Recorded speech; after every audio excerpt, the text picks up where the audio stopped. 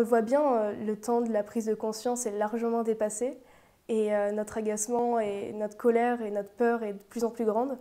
Donc on est prêt à bloquer les gouvernements, bloquer les commerces, comme à multiplier les désobéissances civiles et à faire en sorte qu'on devienne un réel problème pour le gouvernement.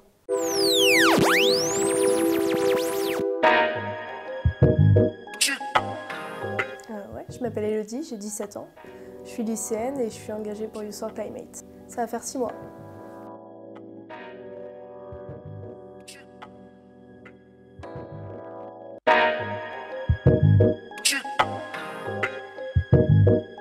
C'est une mobilisation de jeunes, qui va des collégiens à des étudiants, et qui s'est mobilisée depuis maintenant presque un an.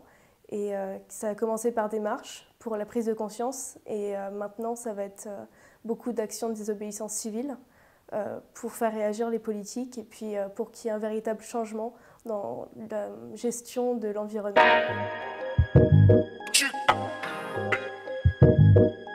Déjà, on peut voir qu'il y a des jeunes dans d'autres pays qui peuvent être très bien écoutés. Il y a des jeunes qui ont le droit de vote à 16 ans et ça n'a pas pour autant retourné le gouvernement. Mais je pense que dans ce qui a été mis en place, comme par exemple la Convention citoyenne, ou des débats ou ce genre de choses, les jeunes devraient être également invités, tout comme les syndicats lycéens, les maisons des lycéens, ce genre de choses.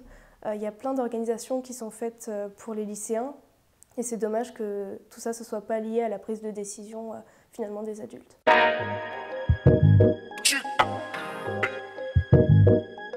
Je réponds qu'en fait, aujourd'hui, il y a tous ces outils qui sont à destination des jeunes pour pouvoir s'informer et développer notre esprit critique.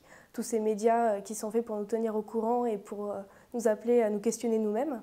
Et une fois qu'on utilise ces outils, c'est aussi de notre liberté de pouvoir exercer cet esprit critique en manifestant et en nous mobilisant avec nos opinions et avec nos croyances.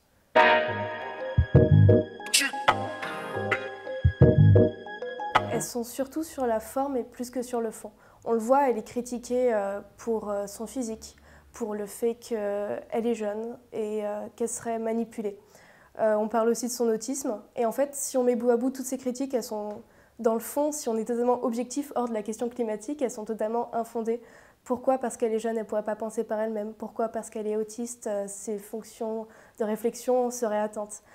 Tout ça, en fait, c'est pour éviter la question de l'urgence climatique, qui est une question anxiogène, qui fait peur au pouvoir, qui fait peur aux citoyens lambda. Donc toutes ces critiques, en fait, c'est juste une manière de détourner la question, la vraie question qui est comment ça se fait qu'une lycéenne soit plus éveillée et soit plus active que des gens dont c'est le métier.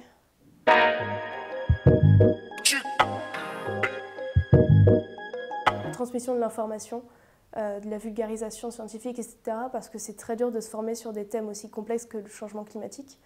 Et de faire paraître l'information partout, que tout le monde peut faire son changement, aussi toucher les entreprises, imposer aux entreprises de meilleures normes et pas juste leur mettre des amendes quand elles ne respectent pas certaines normes climatiques, qui fassent en sorte de favoriser le local.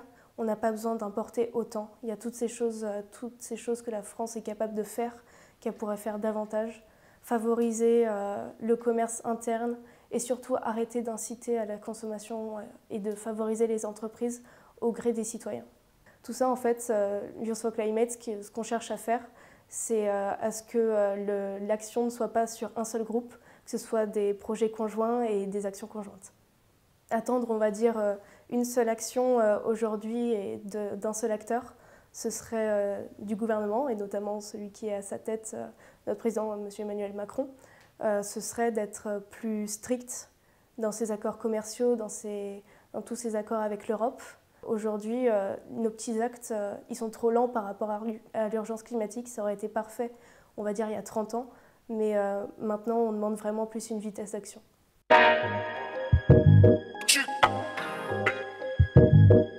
On voit bien, le temps de la prise de conscience est largement dépassé. Et notre agacement et notre colère et notre peur est de plus en plus grande.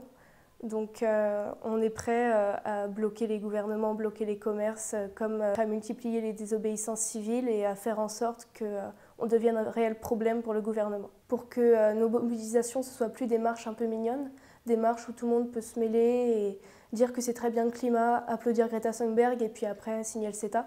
Ce serait beaucoup plus que ça. Ce sont des actions où, si elles sont perpétuées suffisamment de fois, posent un réel problème qui ferait qu'à terme, les gouvernements ne peuvent faire autre chose qu'agir en conséquence. Combattre un ennemi qui est invisible et qui est dur d'atteindre, et de ne pas se décourager parce qu'aujourd'hui on se sent de plus en plus entendu, on est de plus en plus nombreux, de plus en plus rejoints et surtout de plus en plus pris au sérieux. Et que aujourd'hui c'est nous les acteurs de demain et si on commence à se décourager maintenant, on n'ira nulle part. Et à chaque fois qu'une personne se décourage, et dans des mouvements comme Youth for Climate, il y en a 20 qui lui permettent de reprendre le moral et de faire encore plus d'actions.